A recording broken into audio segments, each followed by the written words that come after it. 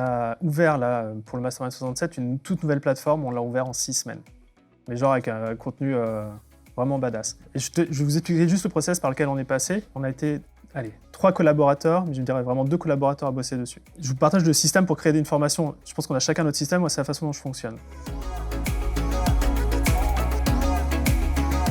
Donc en gros, le contenu de formation, je l'ai sur une mind map.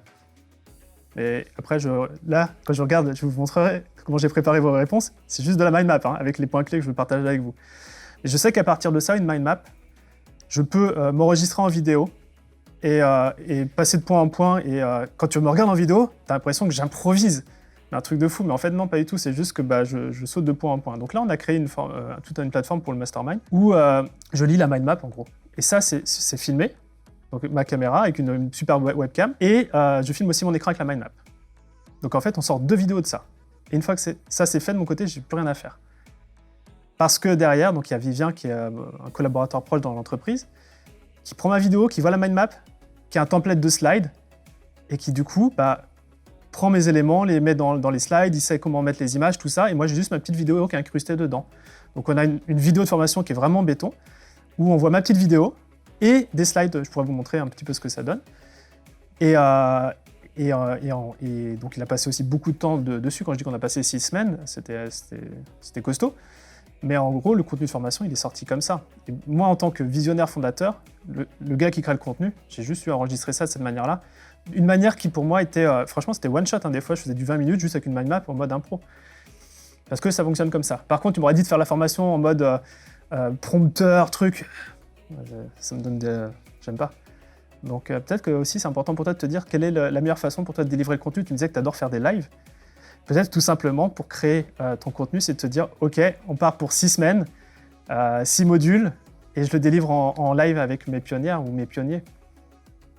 Mais ta méthode, elle me paraît vraiment géniale de dire un mind map et puis après c'est quelqu'un d'autre aussi qui retranscrit. C'est une super idée en fait. Ouais. Et après moi j'ai juste à revoir un peu les slides pour me dire tiens on pourrait mettre un peu la touche, mais il faut savoir que 90% du travail a été fait. Et c'est ça le plus dur. C'est 90% du travail qui fait qu'on procrastine et qu'on ne lance pas les choses.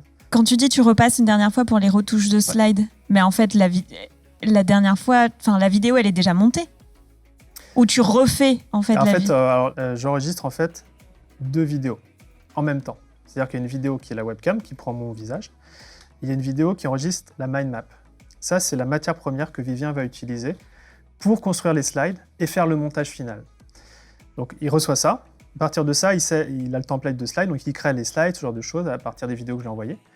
Moi, je regarde les slides pour voir en fait comment on pourrait améliorer un peu l'approche visuelle, parce qu'en termes de pédagogie, si on fait juste du fast scan, c'est bien, mais toi d'avoir le support visuel, d'avoir aussi des images qui vont directement dans l'inconscient, il y a plein de trucs qu'on peut créer. Et d'ailleurs, je travaille depuis maintenant une dizaine d'années avec un mec super qui s'appelle Olivier Richard et qui crée des templates de slides PowerPoint.